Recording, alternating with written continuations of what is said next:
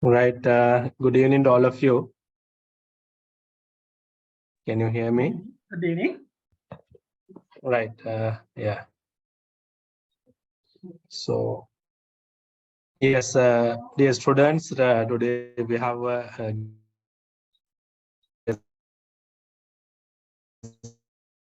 so with Mr. Saman Dissanayake, as we have informed you.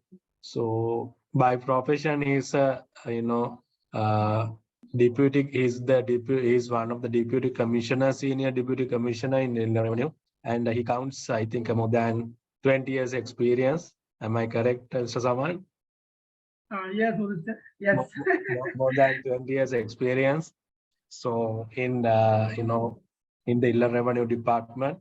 So therefore, he's having vast experience in terms of tax frauds, tax investigation, not the frauds actually, tax investigations and the compliance, and this is very broad. And where the how the people are uh, deviating from taxes purposely, and some are without knowing the fact, some are avoiding the taxes. So a lot of practical experiences are with him. So within this time, without taking much time, he will be sharing his insights, his expertise in the area. Actually, as you know, so this is a very important and trendy area where practically really important, because at the moment, being a practitioner, I know the fact that the credit or the confidence on the government and whatever the government, and so people are not having that much of confidence, as well as there is a gap between what you call that perception on the government, positive perception on the government, and that may have a result, that may have an impact to the, even I discuss a research article in the global context on the tax confidence. So trust on tax systems, trust on governments and all that is making a huge impact. So whether we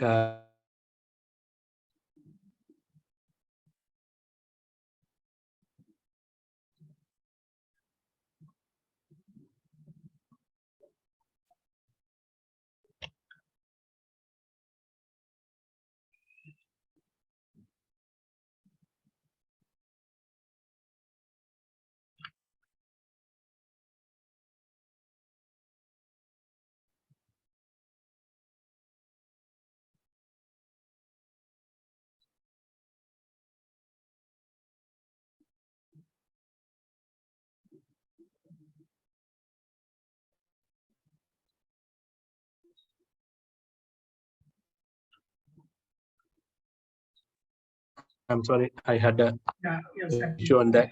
All right. Okay. So with that short note, I just give his profile.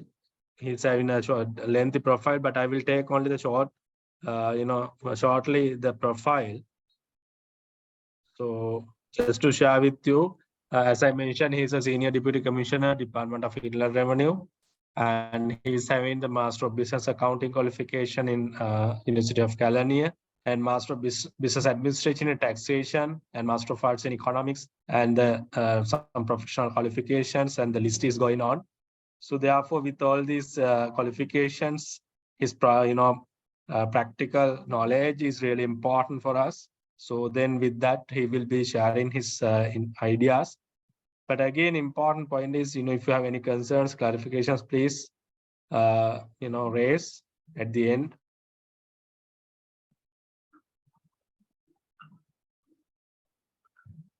In maximum from this session, because he's using this time with his busy schedule. Please make use of that and get the maximum out of this session. Thank you. Mr. Saman, you can start the session. Yeah, thank you very much, Dr. Udit. I think you can properly hear me. Yes, we can hear you. So I will try to share my screen also. Yeah.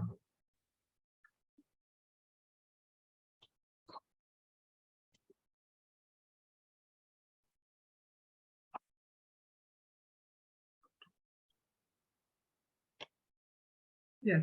Can you see my screen?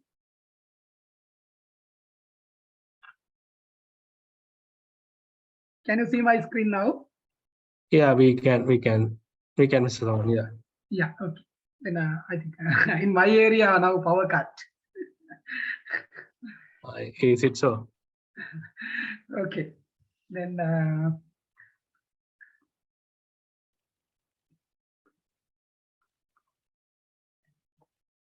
right.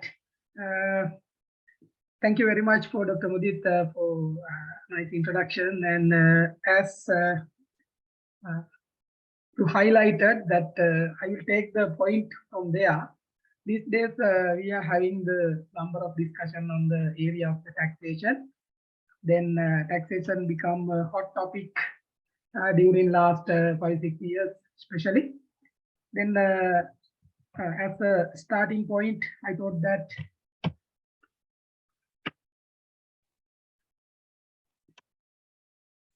to outline my session into some areas, especially 5-6 areas as the introduction, and 6 forces model in taxation, which always I am discussing about, and still I am developing this. And then tax planning and aggressive tax planning, then tax avoidance, tax evasion and tax frauds, and planning taxes with the rule of law, how to do the planning of taxes within the rule of law, and precautionary action for detecting tax frauds in Sri Lanka. These are the main topics that I will cover in my session. Then when we come to the introduction, during last 2-3 years, you can say whatever the tax principles available, policy makers making the decision, tax administrators working on that, and on the other hand, taxpayers and tax consultants also working on that. We have challenged that whether tax principles are properly worked on it. Whatever the things happening, then we can see equity principle there, certainty principle there, convenience and voluntary compliance principle there, then economy, then progressivity, efficiency, adequacy, and broader base. And also it should be simplicity. That means tax system should be simple. And on the other hand, it should be certain. But during last 2-3 years, if you consider whether our tax system is certain or not, then it is answer for that question is questionable again. Whether our tax system is certain. On the other hand, whether our tax system is simple, then there may be issues. When any tax system become complex, then What are the areas that open for the taxpayers and tax consultants for doing something which are not expected by the legislator or policymaker is available. That means when the system become much complex and also uncertain, then people does not have confidence on the system. Therefore, there may be number of changes and they plan things to do which are within the rule of law or above the limit. Therefore, I thought that just touch the recent changes in the recent history with the tax system. Especially I am covering what are the areas relating to the inland revenue taxes. That means taxes handled by the Commissioner General of Inland Revenue. If we go to the recent history, that means to 2015, because I selected that level due to two reasons. Because in 2015, if you remember, Yahapalana government, Prime Minister was the Mr. Ranil Wickremesinghe. Now he is the President of the country and also Minister of Finance. Then in the 2015, Yahapalana government brought number of changes to tax system, expecting to change the direct tax, indirect tax to direct tax ratio, whatever available those days, 80-20, to change it to 60-40 by 2025. By 2025, you know, as a developing country, we are getting the support from the funding agencies, especially World Bank and International Monetary Fund. That means Bretton Woods twins, as you learn in the subjects. Then they guided us to do these changes. Then Yahapalana government started those changes with the intention of reducing the indirect tax contribution to the government tax revenue from 80 to 60, and also to increase direct tax from 20% to 40. See, what are the action they take? First one, increase VAT rate from 11% to 50. Now you can see, if we are going to change the indirect tax ratio from 80 to 60, very easy way in the mathematical is reduce the VAT rate. Then automatically percentage will goes down. But that was not the target. While increasing the indirect tax contribution, IMF and World Bank given a challenge to the government of Sri Lanka to achieve the target 80-20 to 60-40 by 2025. Then first step is increase the VAT rate to 15%. Then reduce the VAT liable thresholds also. Then introduce new Inland Revenue Act. Actually, those days planned to introduce a new VAT Act also, but Act has not been introduced, but amendment made. Then introduce new Inland Revenue Act, and also introduce number of temporary new taxes. Under the Inland Revenue Act, what are the important changes happen? 4 income sources mainly introduced, which is parallelly with the accounting standards. Okay, more practical approach with the accounting.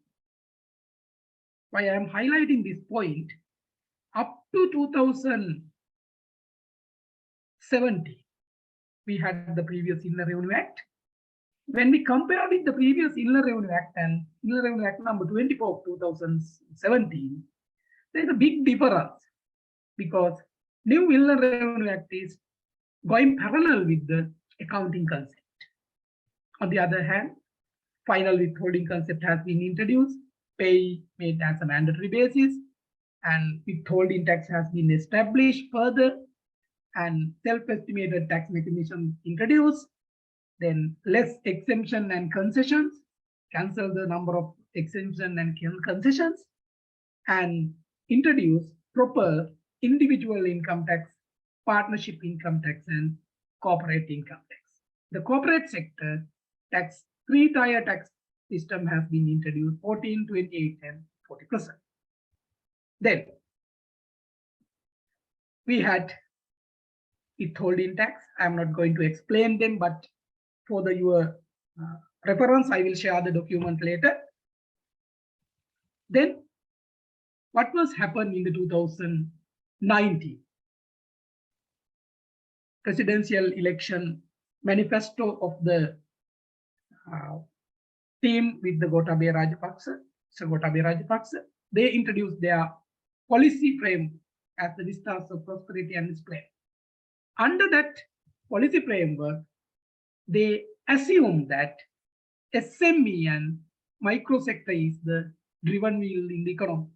Actually, this is the practical approach that having with the world experience. Most of the countries giving support for the SME sector and micro sector to develop. The concept is let them grow, tax them later. That is the concept. You know, if the SME develop, they become larger. If the micro developed, they become SME. Then that is the way businesses are developing.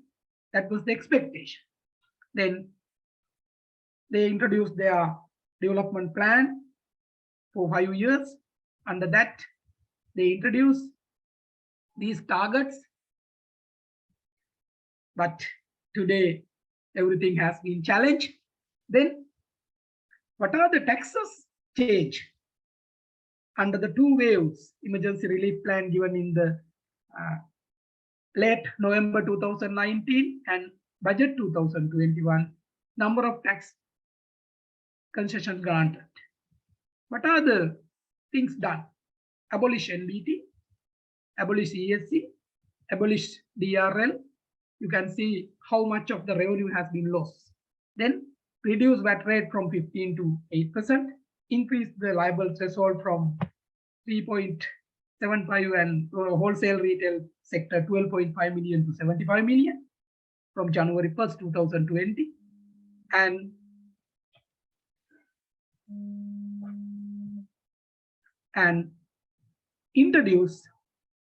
reintroduce tax concessions again. And also, this is the very important point.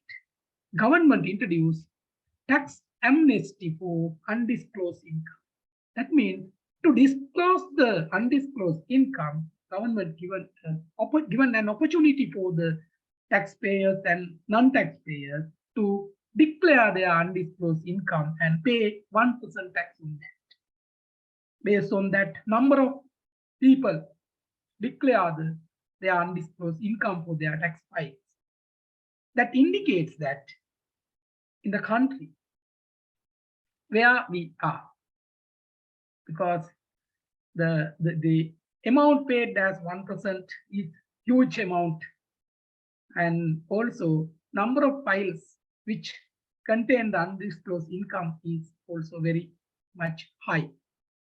If I tell something about that, what are the index available for the countries where the shadow economy and black economy is available?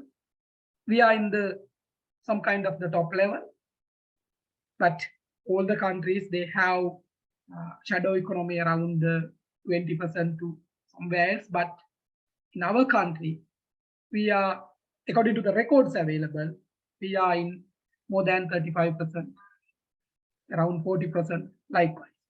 Then this tax amnesty also indicates that the requirement of the forensic accounting and forensic taxation.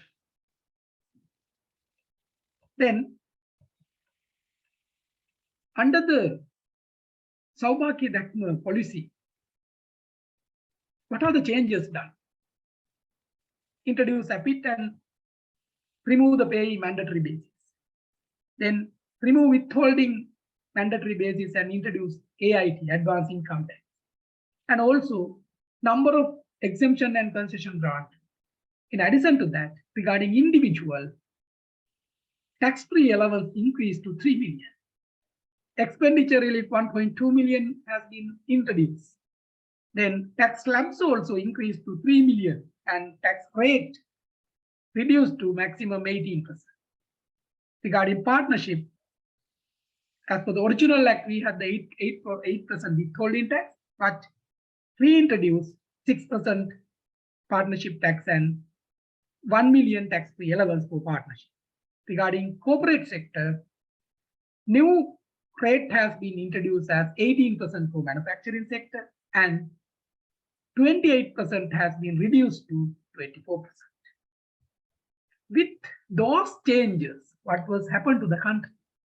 What was happened to the tax to GDP ratio? You can see in my screen, on my screen now, you can see how the tax to GDP ratio is behaving. Now you can see with the introduction of the changes by the Yahapalana government, you can see here 11.6% tax to GDP ratio has been changed with the upward trend. Upward trend went up to the 2016, 17, then 18. From 18 onwards, you can see in the 19, most of the changes has been done. As a result of that, the downward trend has been started. Now, you can see we are in the less than 10%. That means single digits scenario. What is your expectation that when the 2022 tax to GDP ratio is calculated? Is it more than 8.6 or less than 8.6? Yes? Yes, I need the answer from your side. What is the expectation of the government? Yes? You can give a definite answer.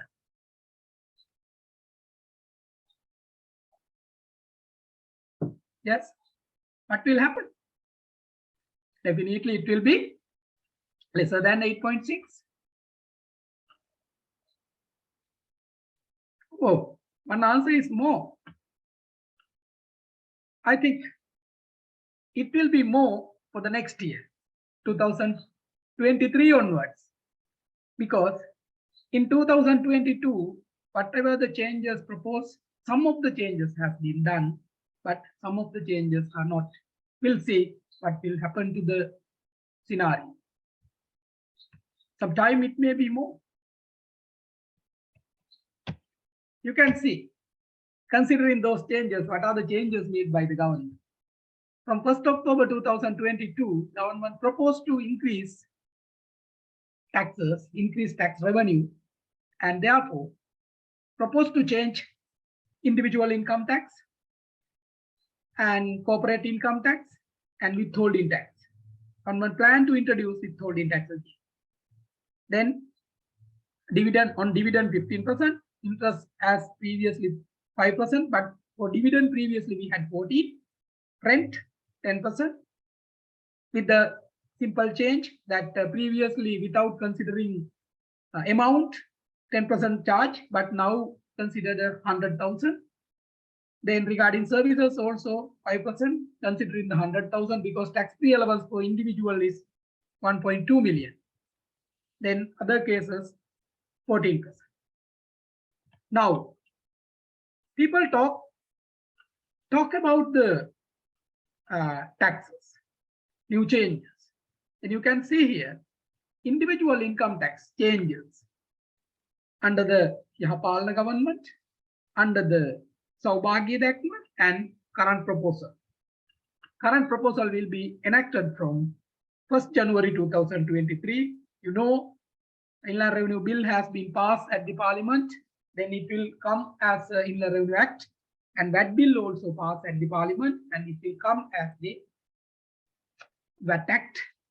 And you can see here, if you compare the original scenario together with the new proposal, my personal view, the difference is not much. But if we compare from the 2020 changes, there is a huge or big difference.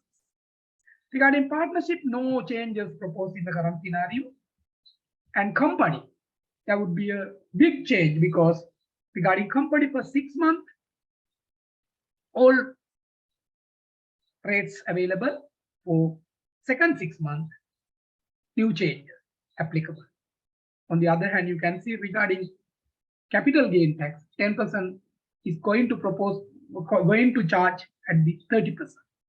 And also regarding companies, concession rates, 14 has been removed, 18 has been removed, 24 has been increased to 30, and everything coming under the 30. Then this is the current scenario. Regarding VAT, already VAT rate has been increased 2 times and now 15%. And from 1st January 2023 onwards, as per the proposal, it is 1st October, but from 1st January 2023, it will be 20 million per quarter. Then some of the concession has been removed and some taxes on value-added tax on condominium property will be charged. Then social security contribution levy already introduced from the October 1st. Telecommunication levy has been increased to 15%. Betting and gaming levy also increased to 15%. Those are the changes already made. Now, with that scenario, with that condition, shall we move to the 6 process model, which I am discussing. In Sri Lankan tax system, you can identify that these are the role players in the tax system: tax legislator, tax administrator, tax agent, taxpayer, tax informant, and tax adjudicator. In any tax system, you know, tax compliance is very much important, because if the taxpayers are properly comply with the tax laws, then government revenue will be increased. But the question with us is whether Sri Lankan taxpayers are comply well or not. On the other hand, second question that we have is, who are the tax agents in Sri Lanka who are supporting to the taxpayers to prepare their tax returns, prepare their tax liabilities?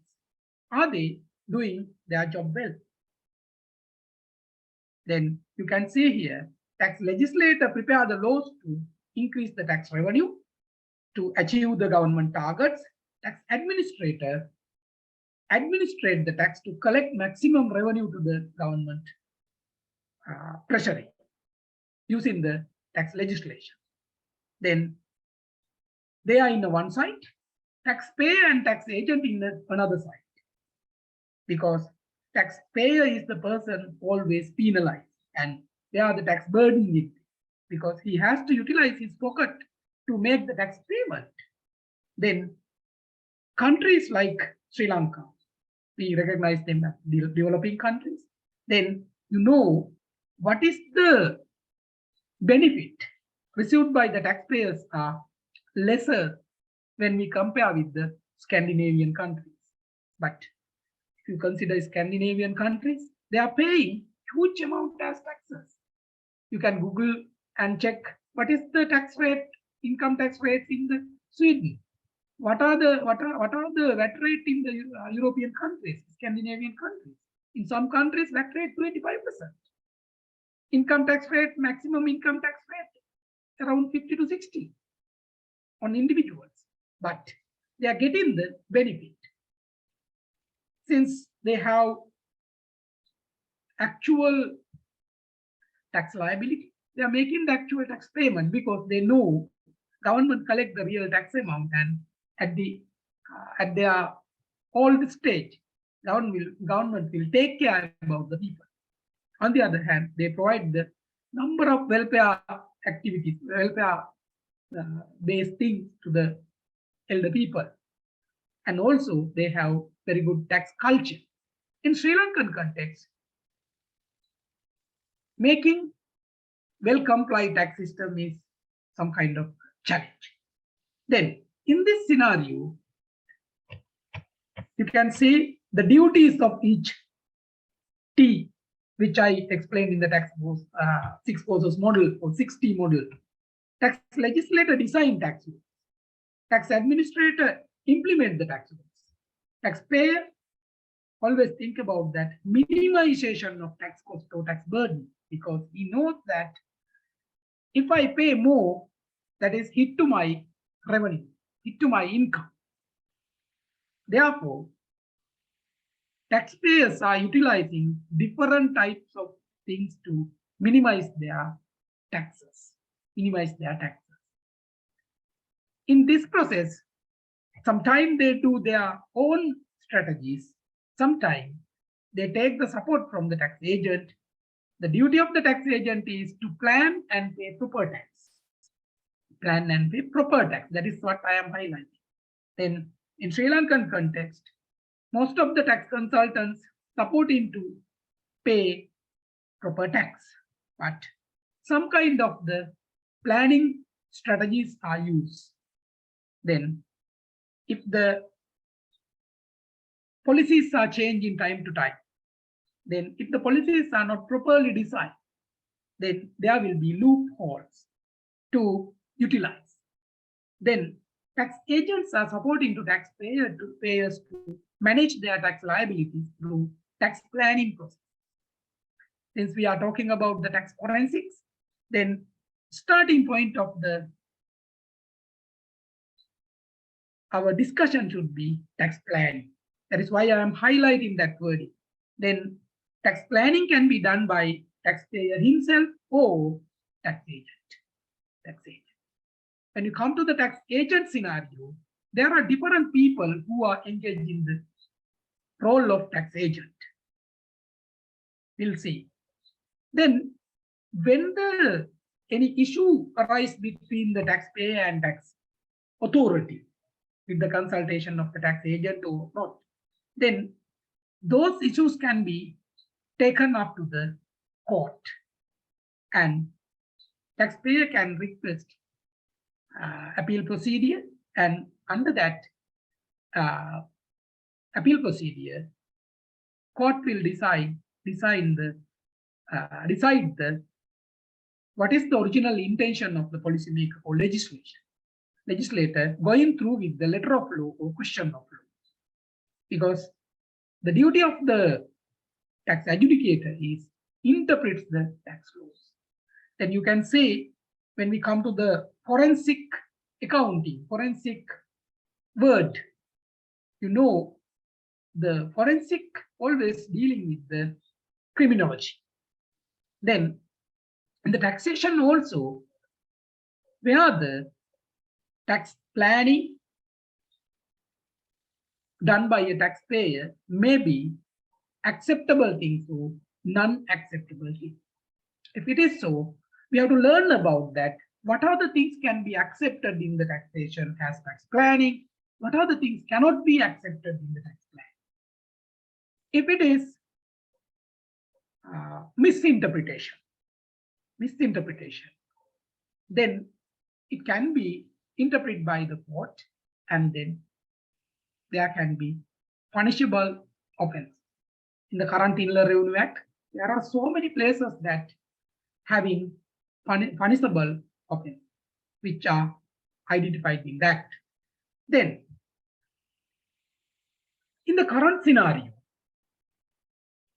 I think if the country need money, on the other hand, if the taxpayers are not making proper tax payments, or if there is undisclosed income, and also government given an opportunity to disclose the undisclosed income, I think now it is time for us to do our responsibility, because you and me, anyone can play the role of tax informant. Tax informant. That means we can provide the information to the tax authorities to increase the tax revenue based on the undisclosed income, or where the tax avoidance, tax evasion, or tax frauds are happening. Then the role of tax informant is very much important in the country. In our subject, I think the role of tax informant is very much important, and also according to my knowledge that with the articles and other thing I read, I understood that in some countries, what are the main issue cases I identified with the major tax fraud cases. Okay. Then it was identified that informations are very much important, and also information has been provided by the informant who are uh, closely related with the relevant businesses. If you consider internationally popular cases like Enron, a huge amount of taxes has been reduced through that transactions. Then we will discuss what are the things in Sri Lankan context also happen. But before that, I will move to the area that where are the tax planning and other things available, and also how to make a line between tax planning, tax avoidance, tax evasion, and tax frauds. In this context, tax planning is very much important, and also aggressive tax planning. Aggressive tax planning also very much important. When we come to the tax planning is a process of managing tax burden by taking the maximum tax benefit possible under legal provision provided under tax statutes as tax exemption or tax concession. That means tax planning is not prohibited. Anyone can do the tax planning as per the European Commission Taxation and Customs Union guideline. Tax planning is a process which is accepted by law since it is within the law. If it is done within the law, within the letter of law, then it is acceptable. That means no violation of the law. Therefore, tax planning is very important for taxpayers, tax consultants, and also tax authorities, because tax planning can be done. But when we come to the aggressive tax plan, this is very much important.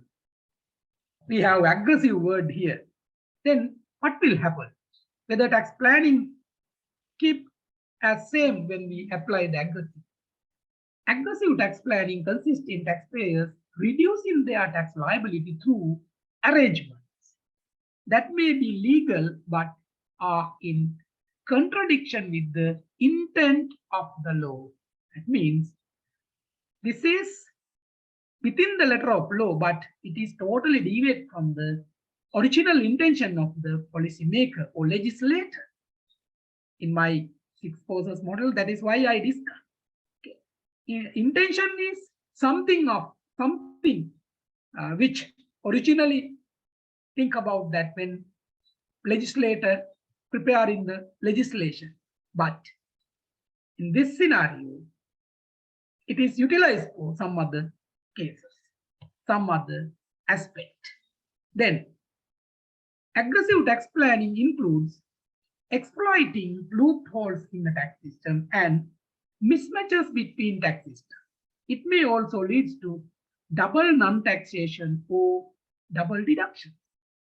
Now, these are the places that tax evasions are available. Double non-taxation. That means no taxes are paid in sometime income having 2 places. 2 places may be 2 jurisdictions or within the country 2 areas. Because time to time we have when the government introduce policies, if the businesses are starting out of Colombo and Gampaha district, that means Colombo and Gampaha considered as the already developed districts, and if the businesses are starting in the other district, tax concessions available, tax exemption available. On the other hand, when the northern province and eastern province has been captured by the government with the civil war, then under the Utturuvasante and Naganhira Navodaya programs, who are going to those areas to start the business, government given tax concessions, 5-year tax exemption. Then what was happened? Some of the businesses who were in the Anuradhapura, left they left the Anuradhapura district and they went to the Vaudia district. Then only one district boundary they have to pass, and they can get the tax benefit. Okay. On the other hand, what are the businesses available in Gampa and Colombo? Sometimes some businesses went move to the Kurunagala district, Kegol district, Kalutara district, and some businesses to Ratnapur also, boundary of the Ratnapur. Now think about that. Then it is tax planning. Tax planning. And we have to think about that, whether it is tax planning or aggressive tax planning. If the government invite to the business people and investors to do the investment in the specific area within the country, it can be happen. But it should not be double non-taxation. That means whatever the businesses in Colombo district, if they shift the business from Colombo to Kalutara, now for example, some of the zones available in the Moragahena. Moragahena in the Colombo, not the Colombo district, it is in the Kalutara district. Then if the businesses available in the Colombo district and if they shift the businesses from Colombo to Moragahena, that means Colombo means Homagam to Moragahena, then only 20 kilometers available there. Less than 20 kilometers. Okay. But government intention is not that. The business people should start the new businesses, and from that new businesses, new employment opportunities should be provided. Okay. Likewise, there are some conditions. That is why I told you, if the tax paying business shift their business from tax exempt area, then it is double non-taxation. On the other hand, government has given some of the deductions. If the investment is made in out of Colombo and Gampa district, then there are some qualifying payments, deductions under qualifying payments. Then some deductions are given as double deduction. Some deductions are given as a triple deduction. Then you can see in the aggressive tax planning, there may be this kind of scenario. How the aggressive tax planning is done? It can be done through the interest payments. Interest payments. That means, assume there is a company who is having the Board of Investment tax exemption. Board of Investment tax exemption. Then exemption is not available for the interest income, but exemption is available for business income. Sometimes that company may provide the loan to the other related party who is in the who is paying taxes. Then sometimes intercompany transactions. Through those transactions, there may be interest payments.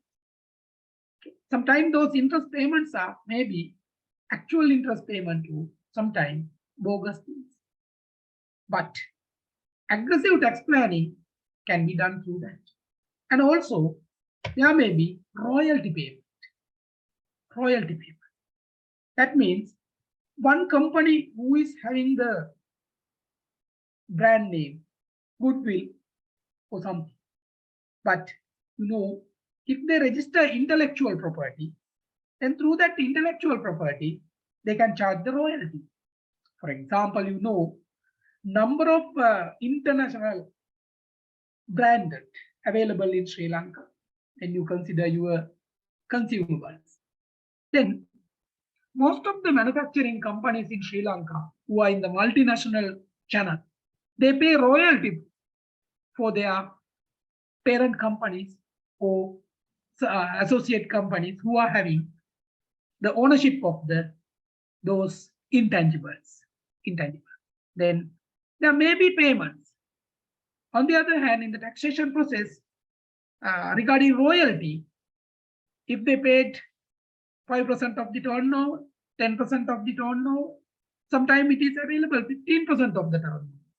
Then justification is very much important. And on the other hand, it is difficult task, especially in the IT sector. IT sector people charge royalty.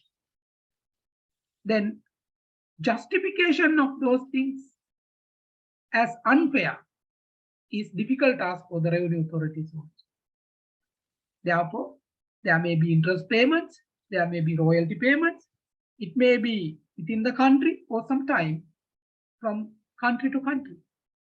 And also, another area is strategic transfer pricing. Transfer pricing also used to manage tax liabilities from one jurisdiction to other. But in the international concept, we have international transfer pricing. The countries like Sri Lanka, India, since we have locally given tax exemption and concessions under BUI Act or similar provisions, within the Inland Revenue Act also similar provision. Therefore, we have local transfer pricing also. Because taxpayers and tax consultants use the strategic transfer pricing as a tool for managing their tax liabilities through tax planning, but sometimes it may ended up with the aggressive tax planning, not the tax planning. It may be ended up with the aggressive tax planning. That is the point.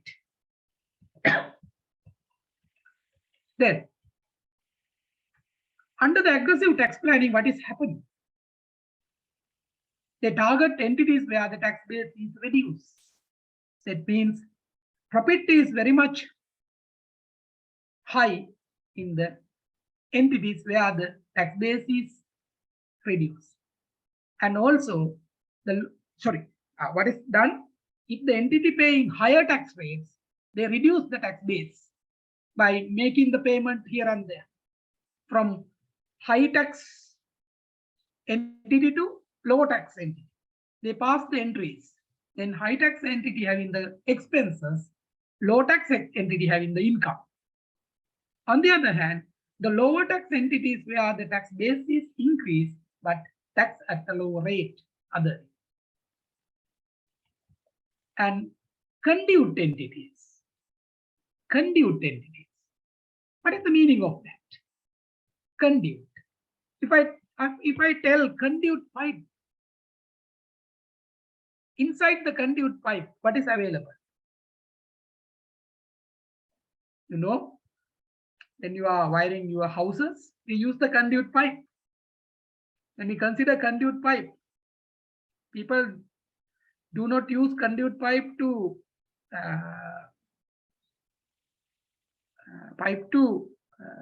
transmit the water or any other thing. Only used for the what? To put the wires inside and to keep the space and everything. But you know, some companies, multinational companies, forms conduit entities in some countries where the actually tax havens, sometimes tax havens. On the other hand, they ship the profit to those tax havens to mitigate the tax liability in the world. As a group, that is happening.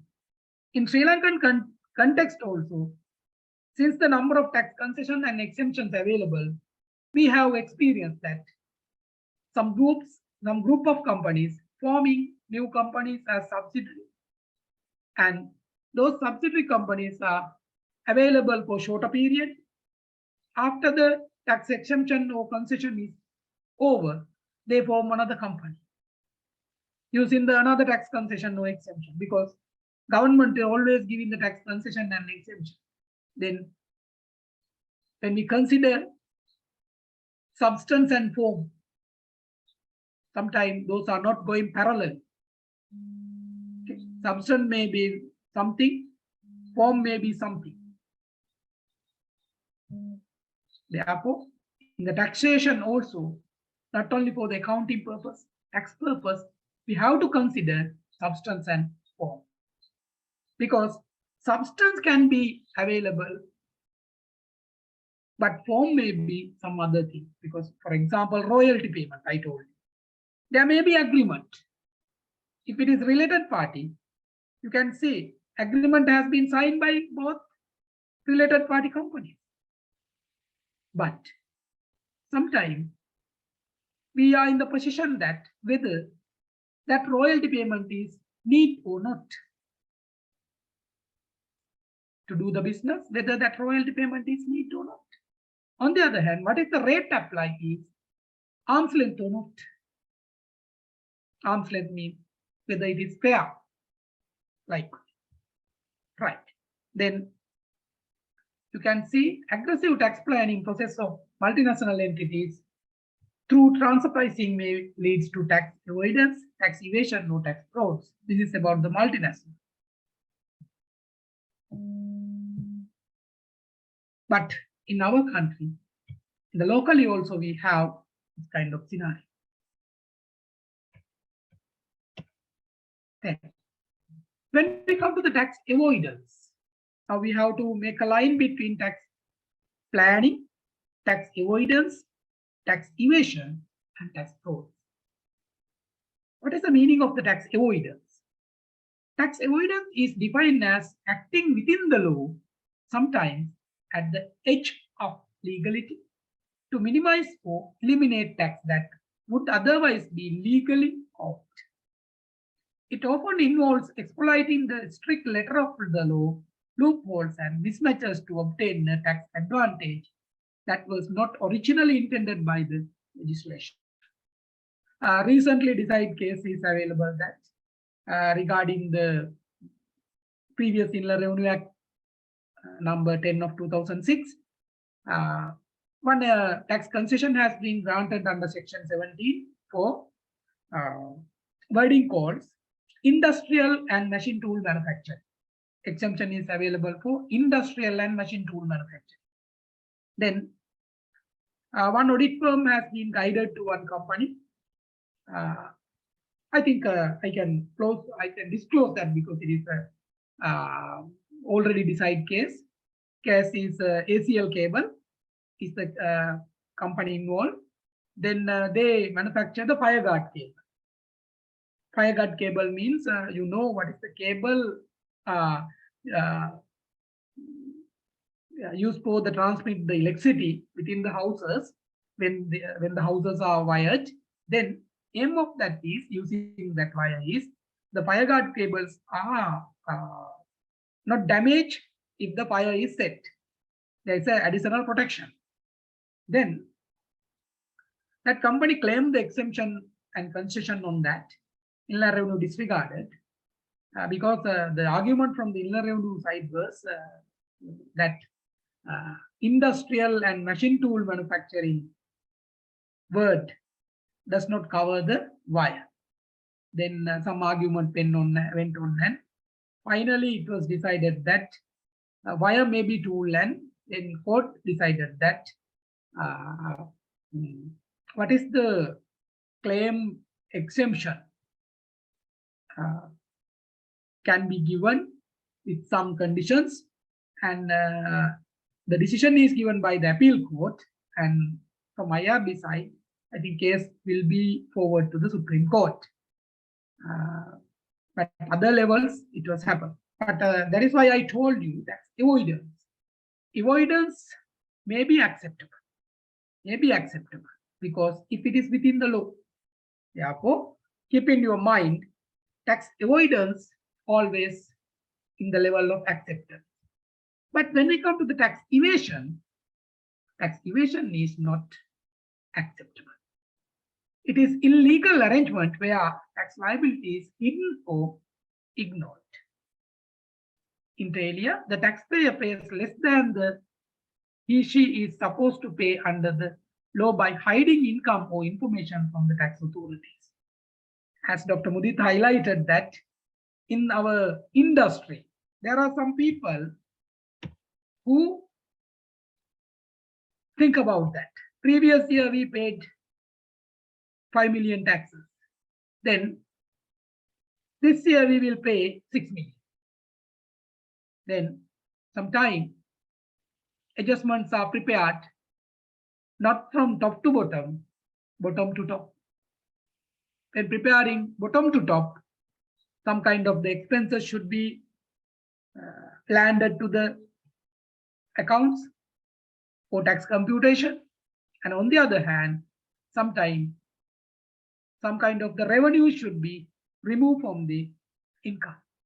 Therefore, we have experienced that some people doing their aggressive tax planning to evade the taxes, not the avoid the taxes. They are doing the tax evasion, not tax frauds, but tax evasion by using two methods. What are the two methods? Increasing expenses, reducing revenues. You know, in the Sri Lankan context, that's the generally accepted rule, always available and discussed. There are two sets of books to record things in the businesses. I'm not telling everyone is doing, but in some of the businesses, they have two sets. I have my personal experience that one of the tax consultants who informed me that he has done the consultation for one of our known party in the Kurunegala district, and investigation has been done by the regional office. Then regional officials has been find out both book sets. Then Inland Revenue has evidence to make the assessment accordingly. Therefore, you can say in the tax forensic scenario, it's a very much important. Finding evidence. Then, when we come to the tax fraud is the end of the tax planning process. We have tax, if we put in the line from ascending order, then tax planning, aggressive tax planning. And the aggressive tax planning, we can consider tax avoidance, because tax avoidance in between planning and aggressive tax planning. If it is within the law, it comes to the tax planning. If it is beyond the law, it comes to the aggressive tax planning. Then tax evasion under the aggressive tax planning, tax fraud is the end. You can see tax fraud is a form of deliberate evasion of tax, which is generally punishable under criminal law. The term includes situations in which deliberately false statements are submitted to fake documents are produced. Now you can see. That is why I told you there may be two sets of accounts. They are preparing real accounts and they are preparing fake accounts, fake documents. Right? I have one experience with the fake accounts, fake documents submitted. Actually, some of the government organizations also supported. This is related to the VAT. When claiming the input tax, you know, previously before the VAT introduced, regarding textile industry, textile quota board is the entity that provides the verification for the exports. Then some people played with that. Regarding other entities, other exporters, EDP is the institution done that. But some of the bogus document has been submitted to the IRD. Sometimes they have prepared those documents using their what is called actually their abilities, but not for the good, not for the betterment of the country. Okay. Then bogus document has been submitted. Actually, how I capture that is when I involved with the one audit, that there was some that refunds, then I checked the documents, and also for my subordinate officer, I asked that lady to check the document and give me the feedback whether these are allowable as the input tax. Then she checked and told me, yes, everything okay. But before introducing this REMIS, Revenue Administration Management System, we did not have any input-output matching mechanism. Then what was happened? I check that input tax invoices sample, and I noticed that some of the invoices are like scan document with the same color and everything was there, but there was an issue. Then I checked with the relevant parties output. Then when I checked with the output, what is the amount declared by the relevant party, and what is the amount claimed by the company which we audited, are close. Then I had a issue that definitely there should be something wrong. Then I got a call to the relevant company, and I asked from that company, I have received the order from the government, and I am going to supply something that material under tender agreement. Then how much I can purchase from your company per month? Then company finance manager answered me, we can provide this much of amount, no issue. Then I asked that, who are the already registered customers in your list? Then that company finance manager given a list. In that list, what is the company I audited was in the third place. Then I understood that who did the wrong thing. Then I went through with some invoices. Then I noticed that those are bogus invoices which are prepared by them. Then company accountant came. I called to the company accountant to come to this following day, and then I informed that person. When I asked one question from him, because I noticed that some of the invoices has been prepared by them by scanning the original invoice and likewise, and it is they have taken two invoices. The original invoice size is half of the A4 paper. Then they also prepare the same size, but they have done the cutting and everything by themselves. Then edge, there was some issue in the edge. Then I asked from that guy, when you need to cut the paper in proper manner, how you are doing that? Then that accountant told me, so we are not doing the paper business, but we are doing the textile business. But again, I asked that, Mister, I am asking that if you want to cut the paper in a proper manner, how you are doing? Suddenly he gave me an answer. So I am going to retire. I am going to resign from this company and give me 15 days for me. I cannot work from these people. You have touched the real place. Okay.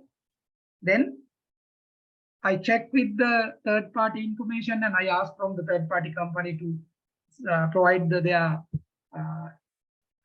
sales to this company, and totally disregarded the amount that claimed by the company without original invoices and what is claimed on the bogus invoices. Therefore, we have that kind of experience. Okay. Therefore, actually it is not the tax fraud between the tax evasion and fraud. Right? But they have done deliberately. They have prepared the bogus document. And it should be a fraud. On the other hand, the game played here is they claim the refund on that. Using those things, they claim the refunds also. Now see, without making the payment by the relevant party as output, they claim the refunds. Therefore, in the law we have transfer pricing regulation, anti-avoidance provisions, as the thing capitalization, no, some other things. Within the law also we have some other things, but we cannot manage everything. Now, in the tax accounting, we have accounting methods, cash basis or accrual basis. In the most of the scenario, we have accrual basis. Then, as I explained you, in the income tax, accrual basis is very much important. Okay. When preparing the financial reporting, you know, as per the full SLFRS or SLFRS for SMEs or SLFRS for small entities, then everyone should follow the accrual basis. For that purpose, we have accrual basis. For SSCL purpose, we have accrual basis. And income tax purpose also, we have accrual basis. But sometimes, some industries having the opportunity to prepare accounts on cash basis, like construction industry, because they are receiving the payments on step by step on the base on the work done. Therefore, whatever frauds done in accounting may be reflected through the taxes also. In my personal experience, when I am starting audit in any file, if it is a corporate sector files, actually I have more experience in the corporate sector, then my first thing is I will go through with the auditor's opinion.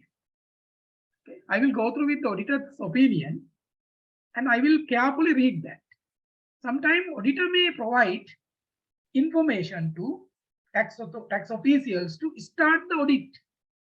That means they highlighted that these are the documents that we have checked and we went through, and these are the documents and these are the confirmation that we have not touched. Therefore, the auditor's opinion may provide the information for tax officials to start think about their audit, the clue. Okay. But in the practical scenario, you know, sometimes some auditors also playing together with the taxpayers, and also sometimes with the support of some officials also in the system. Then, as per the current scenario, my personal view and the very important thing is where the people who are doing the duty as the tax agents should be monitored. As per the Remis Gazette issued, tax agents means an agent who is appointed by the taxpayer to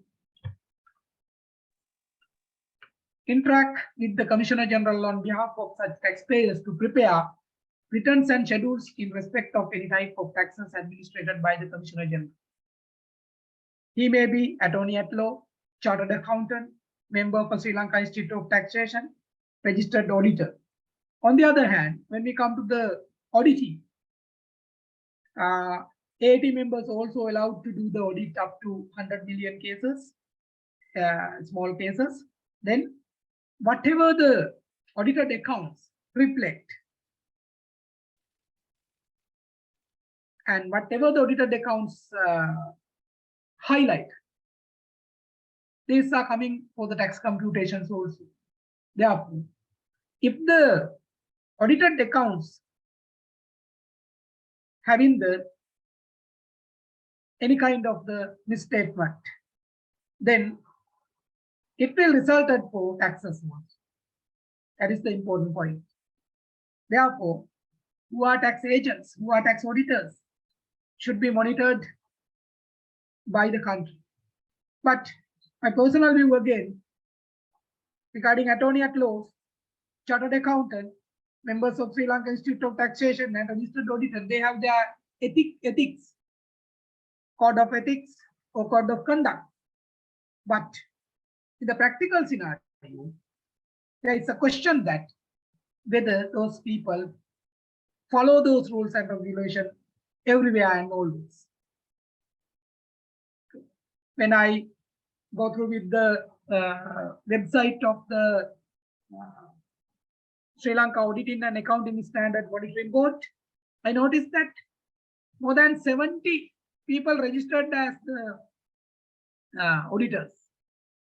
On the other hand, there are some people who are doing tax consultation, not in any of these categories, because in the Sri Lankan context, although we have recognized attorney at law, chartered accountant, member of the Sri Lanka State Taxation and registered auditor, when we come to the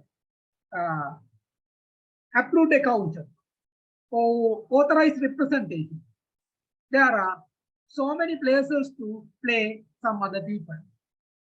On the other hand, we know retired IRD officials also doing the tax consultation, because in Sri Lankan context, we don't have any prohibition. Recently, I noticed that in some countries, they have some kind of rule, cooling off period. Cooling off period. If I am an Inland Revenue officer, after getting my retirement, I am unable to practice that subject for 2-3 years. During that 2-3 years, I am in a cooling off period. That is available in the developed countries. But in Sri Lankan context, we don't have.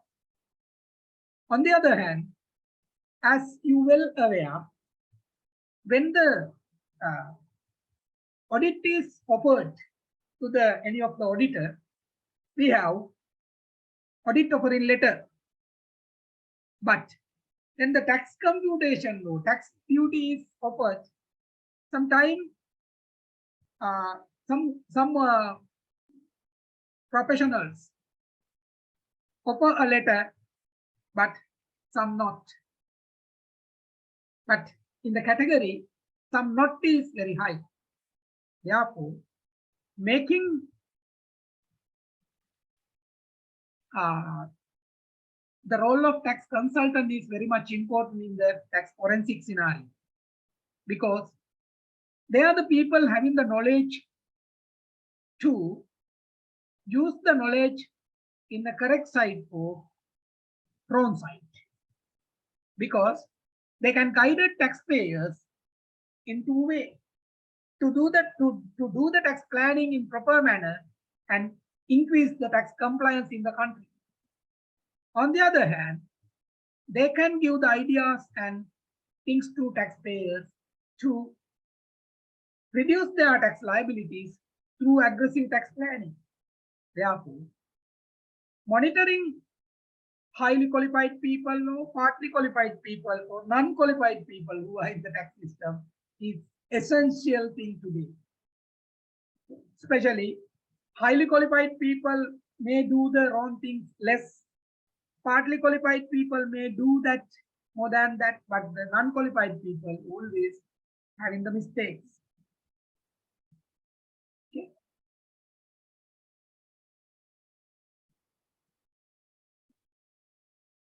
For this purpose, when New Inland Revenue Act is introduced, there are some provisions has been introduced to when any person doing the tax practice, and if they do the service on charges, they have to take the responsibility up to some extent. Therefore, in the current scenario, if I have given my tax return to someone else to prepare, then I myself and himself both should be signed the return. And who did my audit, he can give his consent. I am responsible only for these things. You know, when we go to the tax accounting or audited accounts, you know, auditor always doing the sample testing. Therefore, auditor can take the responsibility only for the things that he has checked. For return filing also, those scenarios available in the current position. On the other hand, with the introduction of the remis now, e-filing is mandatory. This e-service is introduced actually with the controls. You know, New Inland Revenue Act having the punitive action against the people who are doing the wrong things. We can apply those scenarios. In the previous scenario, we did not have. Then this is a precaution action for detecting the tax frauds and tax evasion. Then that law is much powerful, and Commissioner General of Inland Revenue is empowered to cancel the license for what is available to practice the taxation. Then this is very much important. These punitive legal actions or provisions are very much important. Then in the tax computation process, I have given this how the process is going on, and especially in the income tax, we have taxable income, tax exempt income, and excluded income. Okay. Within this graph, you can understand, if you utilize your O-level mathematics knowledge, which is available with the set theory, you can see if we consider the rectangular here, then that is the frame. Within that frame, we have taxable income, exempt income, and excluded income. When playing the taxpayers, they can play from here and there. If the special rates available, if it is lower rate, then try to transfer profit into the normal rates. If they have special rate, higher rate, then they try to transfer the profit to the normal rate. If the special rate is lower rate, then normal profit will be transferred to that area within the taxable income. On the other hand, if they have exempt income, from this liable scenario to exempt scenario, they will try to do. Exclusion also same. When we come to the VAT also, as I explained you, how to play that. In the income tax, increase the expenses, decrease the revenue. In the VAT, reduce the output and increase the input. As per my example I told you. And also, here if they can play, they try to increase the zero rate supply, reduce the standard rate supply, and also exempt supply and excluded supply also apply.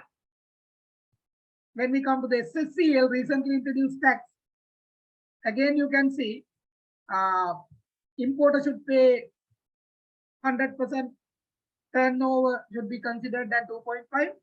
Service provider also on turnover and 100% should be considered at 2.5. Manufacturing 85% into 2.5. Wholesale and retail 50% into 2.5. Distributor 25% into 2.5. If anyone is having everything in his business, then he will try to mitigate the tax liability using the some arrangement. Then in the taxation, there may be this kind of arrangement. Right. Then when we come to the tax planning, it is science and art. Tax planning should be done on the correct information, tested principles, and logical statistics. And also, tax planning is intelligent analysis with the sixth sense visualization. That means our mind. Okay.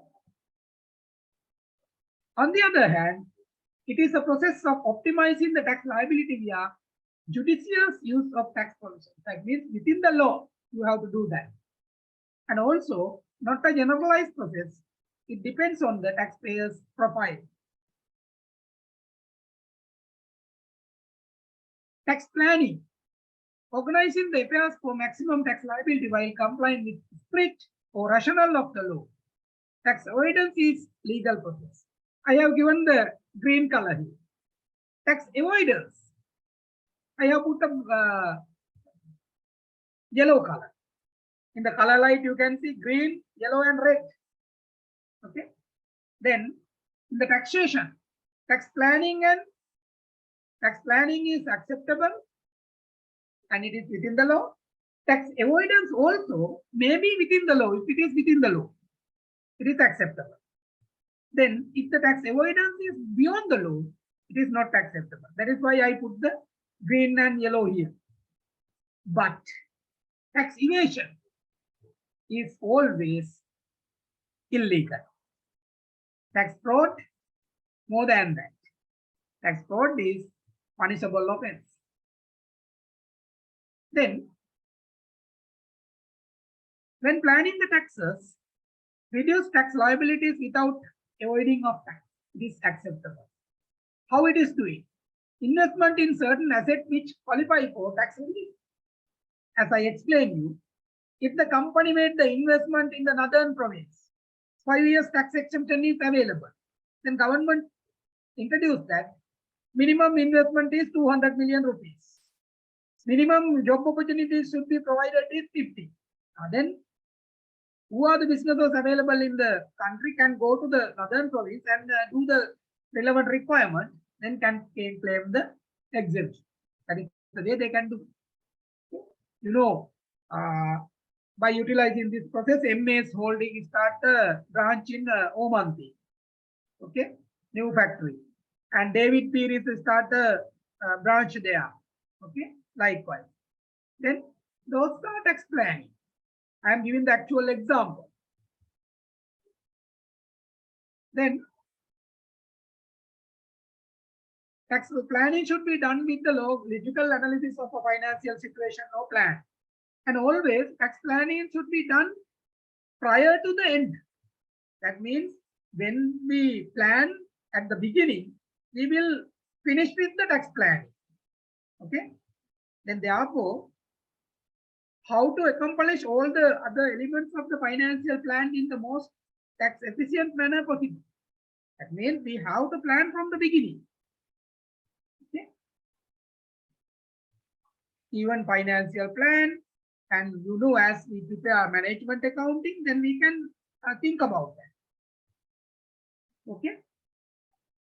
On the other hand, now you can see here, however, while tax planning is an important element in any financial plan, it is important to not let the tax tail wage the financial dog. And you know, financial is the first thing. Therefore, financial is the dog. Tax is tail. Then tail should not be wag the dog. Therefore, at the beginning, from the financial, you have to think about the tax plan. If you are going to do the planning after completion of the accounts, then it will be ended up with the tax evasion or tax fraud. Therefore, if you are planning taxes, you have to start from the beginning of the year, not the end of the year. Not the end of the year. In the most of the practical cases, we have noticed that some adjustment available. Okay. Beginning of the year, no. During the year, adjustment available. End of the year, adjustment not available. Some transaction.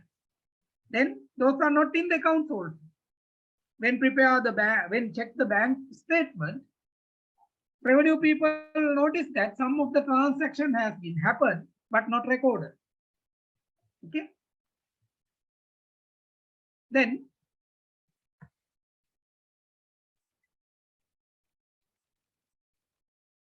as I explained, tax avoidance is if it is done within the law, it's okay. But tax evasion is an element of the artificiality.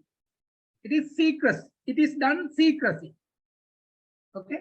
You remember that one advertisement is going on the television that father and daughter with the cameras, and then there is a board that taking pictures are prohibited. Then father got a picture, and then daughter says that kamak naha mang vitarai ne dakki. Then father says that mama dakka. That means what is the reason? No, and that is way in the accounting also we have to consider this kind of scenario, and to make it possible and to make it as a tax plan. Then, as I previously explained, tax avoidance is okay, but tax evasion is criminal offense. Criminal offense. Okay. In the practical scenario, some of the aggressive tax planning packages are available in the world who are selling them as the packages. Okay, packages. Some arrangement planning available as the packages. Then in the that packages, aggressive tax planning packages, there are three players: taxpayer, tax agent or tax intermediary, and tax authority. In Sri Lankan context also, nothing special. All together, they do the tax frauds. We have that experience. Sri Lanka, you know, we have VAT fraud. This is a very famous case. Taxpayer, tax consultant, and tax officials. Then, according to my knowledge, first refund check is rupees 75 or something, very small amount. They check the procedure, and later, time to time, they increase the refund values, and finally, they done billions fraud. Okay. Therefore, if the taxpayer, tax agent, and tax authorities are getting officials are getting together, then it is collusion, group activity. They can do that. Therefore, please keep in your mind that how those are happening.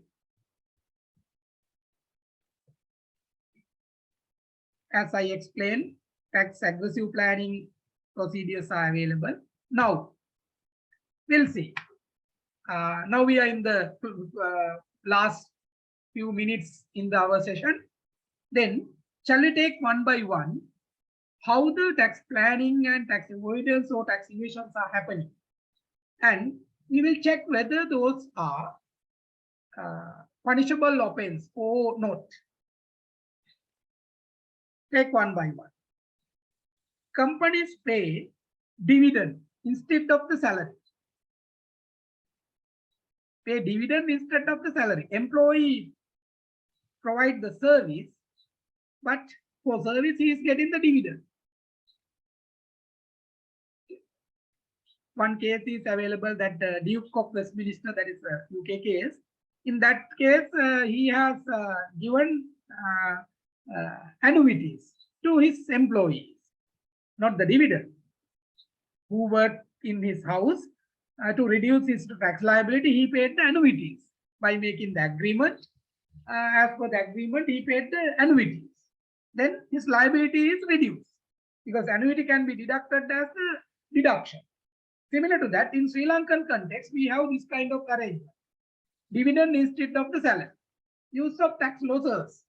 In the world concept, we have some companies who are profit-making companies merge with the tax loss company. Okay.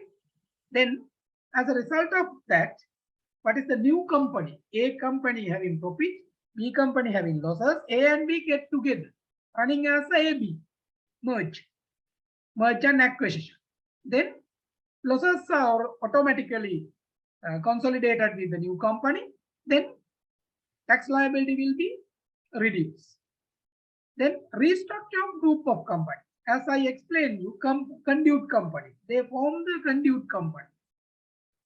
I have some experience with the finance company. To acquire the new company, they form a new company as a subsidiary company and acquire some other companies. And after acquisition, what is the formed company has been disappeared.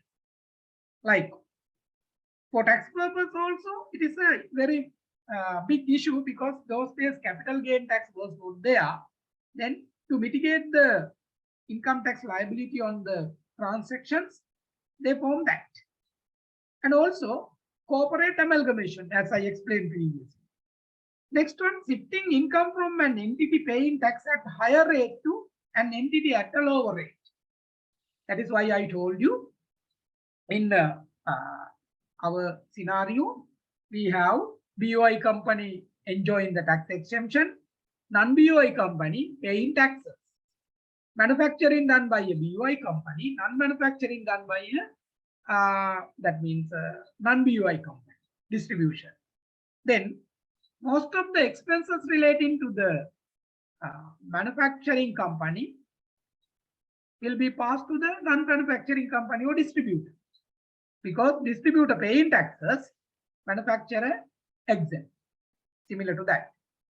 Actually, in the international scenario, I think it is very much important for you. Some of the companies we have identified that they have cash pooling concept. Sri Lankan companies are exporting the things to the Europe, but parent company in the Europe, parent company doing the sales worldwide, and all the collection taken by the parent company, and parent company keep the excess money of the Sri Lankan company with parent, and only the some amount sent to Sri Lanka, which is to look after the business in Sri Lanka and to manage the day-to-day operation expenses. And ultimately, foreign currency not coming to the Sri Lanka. And that is also some kind of the planning strategy, but within the law, we don't have some kind of the restriction for keeping those money in that country. Profit or loss shifting from a fiscal year to another deferred tax. Actually, you know, when the tax system is changing, now, you know, most of the company paid bonus during the month of November. Normally, you know, bonuses are paid in December or April. Why they paid bonus in the month of November? Because there was a proposal to increase the individual income tax from the December 1st. Now it is shifted to the January 1st. Then if the tax laws are always changing, that is why I told you, if it is the tax system is uncertain, then frauds can be happen. Not only the planning, aggressive tax planning also can be happen. Okay. Therefore, now you know for the year of assessment 2021-22, sorry, 22-23, 22-23 for 6 months original law, previous law, second 6 month new law. Therefore, when dividing the income into two areas, there may be some issues. In 2019-20 also we had same scenario. Restructure of compensation packages. Then income splitting. They split the income into some areas. Year-end tax planning. That means sometime year-end adjustment. Actually, it is going with the our area. Forensic accounting. If the accounting set having the year-end adjustment, sometime payables, receivables, okay, maybe offshore tax planning, tax efficient investing. Actually, tax efficient investing can be accepted. Offshore tax planning also can be given as avoidance. Forming trust, because trust may have low taxes, not in Sri Lanka, especially in the world. There are so many donation funds, family based trust, which are doing the so many things in the world. Method to obtain tax deductions, conversion of income into capital. That means sometime we have income source, it is converted into the capital. Using offshore structure. Non-arm's length pricing between associated parties. Debt equity switch. Convert debt into equity. Revenue and expenditure classification. Allocation of expenditure among activities with different tax rates. Loans converted into shares, similar to the debt equity switch. Forming conduit companies and entities. These are the way that some planning and aggressive tax planning both are happening. Making line between these two is very much important. We have to identify what will be happen. That is why I told you substance over form. we have to consider for tax purpose also. Sometimes form may be something, substance may be something. Form may be only for the tax benefit. Substance is the very important thing. Then, for the detecting tax evasion and tax frauds, what are the actions taken by IR? IRD utilize the tax audits. Under tax audits, risk-based audits available, desk audits available, and field audit. Especially from the field audit, we can capture more details because officials can get the real understanding about the business, and sometimes field audit which done without informing to the relevant taxpayers as investigation have recorded high revenue collection for the year, but other audits also same. And collecting information from selected agencies and third-party people, and also through informant, as I highlighted. In the Inland Revenue website, there is a place to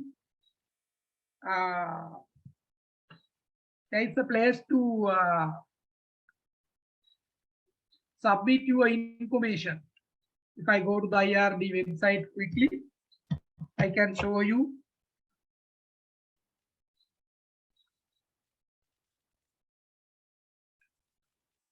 Report tax evasion. Report tax evasion icon is available. Then you can report the tax evasion by giving your information or not. As a responsible citizen, it can be done. Then revenue, if you are expecting a reward, then you can provide the actual details, and IRD protect those things because those information goes to the Commissioner General of Inland Revenue. And based on your information,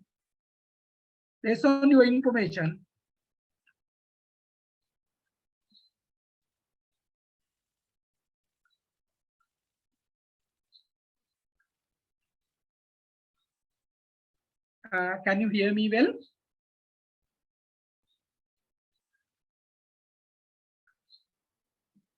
Can you hear me well? Yes, yes, Saman. Yes, we can hear you. Okay. Based on your information, then officials can do the investigation. During the investigation, especially undisclosed income is captured through the sometimes what are the real documents available with the business, some informant, especially from the business itself, sometimes who was fired by the company may provide the information to the Inland Revenue, and those informations are very much secret and but important.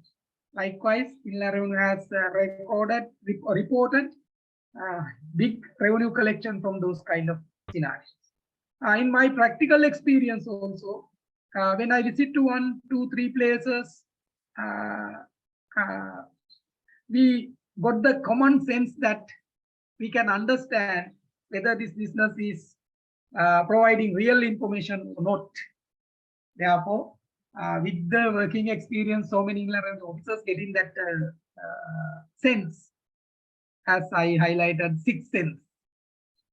If the taxpayer use sixth sense to tax planning, it's okay. But if it is used for other purpose, that means aggressive tax planning, then it should be captured. In our forensic side, whatever the forensic accountant done, that is why I told you the role of the informant is very much important, because if the forensic accountant identified anything which have done wrong in the accounting, it should be informed to the relevant tax authorities too, because within that scenario there may be huge tax revenue loss for the country. That is why I am highlighting that point. as a student we have here, but already we are working so many places. On the other hand, in future, as accountant, we have to work here and there. That is why I told you, in developed countries, auditor play in the role of the informant also. In our subject, we are learning subject, but we have to act in future as forensic accountants. Not only to find out the things, but also to report. I think Dr. Mudit will accept my argument. Dr. Mudit, is it okay? Yeah. But when it effort comes, that this effort is in that, no? yes. So I think when it comes to the practice, so then those responsibilities and duties should be very much clear. Yes. So that part is missing. I'm not missing actually. So I mean that part is passing here and there. Definitely, Dr. Mudit, I talked with the big four people in Sri Lanka who are the partners of the big four. When they come to my place, since I am in the transfer pricing unit, I inform that. Then some of people ask that, Mr. Saman, are they doing that? That is the way they respond. Okay. I noticed that in Australia it is happening, and UK also some extent likewise. Then I think after practicing these subjects in Sri Lanka, definitely we have that responsibility, and this would be the important area, because I think from IRD side also we have to develop this area, especially when we are doing investigation.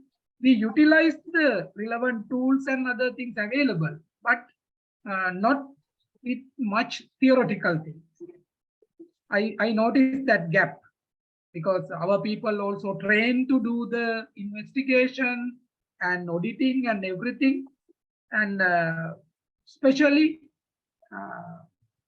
non-availability of the forensic auditing and forensic accounting side as a practical approach and as a day-to-day updating process. I think whatever that we are doing in the university may be helpful for the industry, because we know CS Sri Lanka also doing some programs, some courses, who are willing to do only going for those things. But as a final take-home message, I think we all have to get together and do our responsibility for the country. Okay,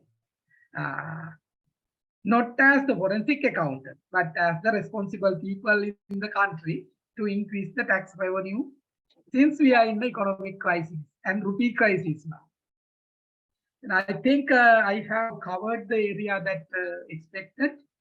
And if you have any question, now it is time for you to ask the question. So dear students, any questions, any clarifications? Yes, So sir. yeah, Farah. I have a small question over there. So tax avoidance is legalized, saying that they go for tax avoidance just because of the loopholes in the tax system. So my question is, what measures can we take to prevent the tax avoidance, mitigate that risk? Because if there is some loopholes in the law, then we have to make the changes, correction for the law. Sometimes something that explained in the law, it is having the both sides. That means the taxpayer can interpret it for the benefit of the taxpayer side. If it is can be interpreted by the tax authority for the betterment of the revenue, then we have to have a strict interpretation for that. Where the interpretation is vague, then only it can be done more. But some scenarios, making strict interpretation may be trouble. Therefore, when the policy maker making the law, preparing the legislation, sometimes keep silence. Because whatever can be argued, and we can go to the court and decide. Then in any country, court is the place where the letter of law is interpreted. That is why I told you in that industrial and machine tool manufacturing. That is the wording available. From the taxpayer side, argument was industrial and machine tool has been divided into industrial tool manufacturing and machine tool manufacturing as the intention of the legislator.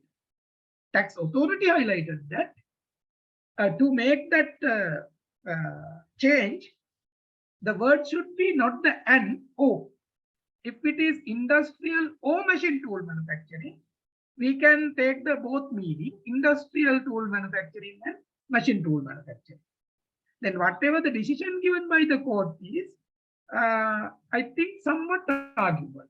That is why I told you, then to mitigate the avoidance, if the law is concrete, it is better.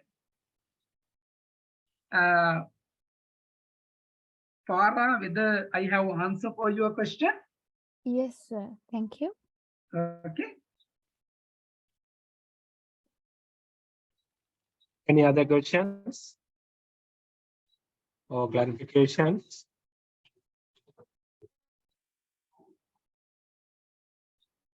Please note that if the tax avoidance within the law, then it is okay.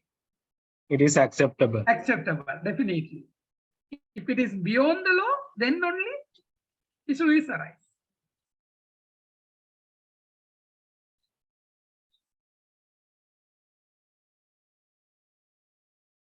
Right. Any other comments, clarifications? So dear students, so one of you can make a short thank you note to our resource person. Anybody? Volunteers?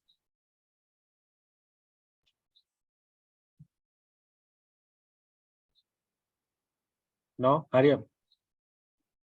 It's raining and all the problems are there, power failures are there, a lot of issues. And so anybody? No? Come on. Yes, sir. Am I audible? Yeah.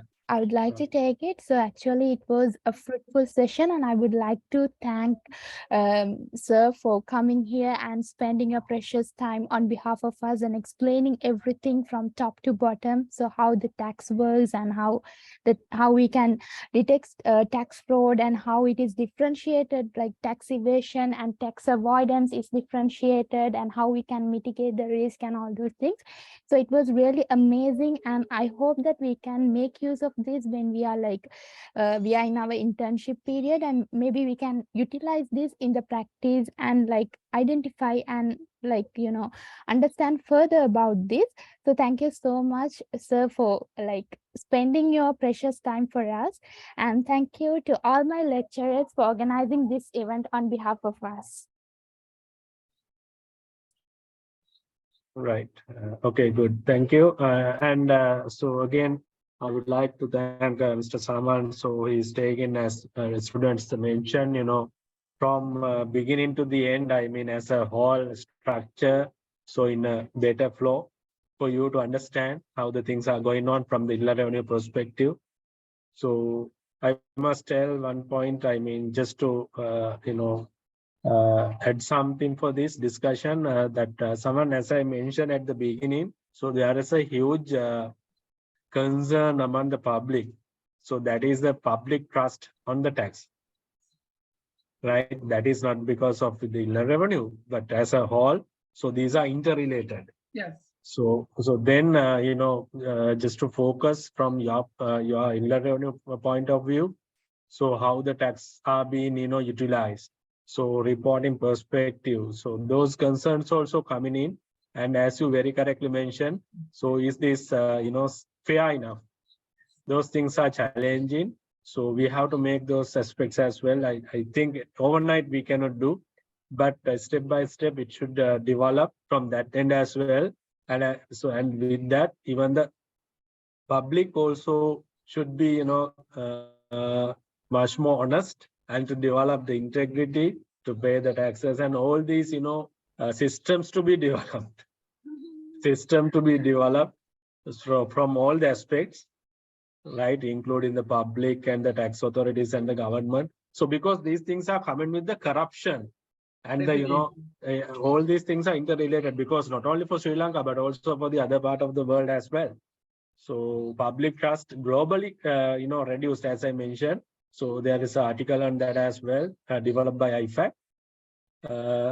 It's a whole structure. So therefore, as you very correctly mentioned, these areas are very timely, and most of the people are not touching these areas, even don't know what is tax forensic, right? So even most of the chartered accountants are not knowing. So, but these are really important areas. As students, you are very fortunate. You are unique students. Those who are getting this knowledge and go to the industry. So with the skeptical mind, where you want to have that and to develop further, skeptical analytical mindset is really important. So as Mr. Saman mentioned, that with the common sense as well. So if you have such a mindset and if you are going to develop further, so you will be in first line in your corporate ladder, right? So that's all these things for you to support to develop your career. And, Dr. Mudit, one thing I have to add to that notice you have highlighted. If you remember, the president as a finance minister had a TV, not the discussion, speech around 2 minutes. Then in introducing the new tax changes, and he highlighted that he was in the position to give the 200,000 tax exemption per month, but he was unable to do that.